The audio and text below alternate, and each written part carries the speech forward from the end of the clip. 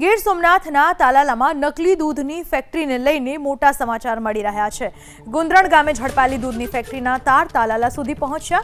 એસઓજીની ટીમે સંજય કરિયાણા ભંડારમાં દરોડા પાડ્યા।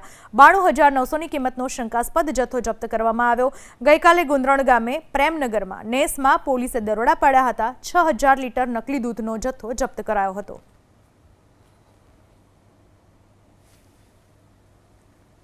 આ વિશે વધુ માહિતી આપવા આપણી સાથે જોડાઈ ચૂક્યા છે અમારા સંવાદદાતા ફોન લાઈન પર। કઈ રીતે આ ઘટનામાં હવે એક બાદ એક ખુલાસો થઈ રહ્યો છે દૂધની ફેક્ટરીને લઈને?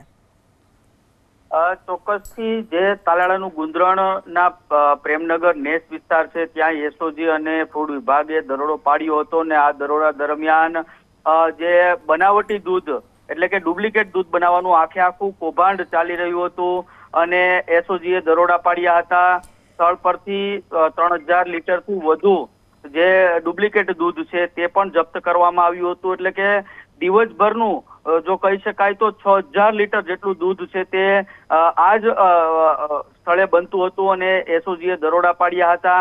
જોકે આ જે દૂધ બનાવવાનું લો મટીરિયલ છે તે તાલાળાની એક નરસિંહ ટેકરી વિસ્તારમાં આવેલ સંજય કરિયાણા ભંડારની દુકાનમાંથી ખરીદી કરવામાં આવ્યું હતું। એટલે તપાસના તાર છે તે તાલાળા સુધી પહોંચ્યા હતા અને આ દુકાનમાંથી લો મટીરિયલનો જથ્થો છે તે એસઓજી અને ફૂડ વિભાગે જપ્ત કર્યો છે।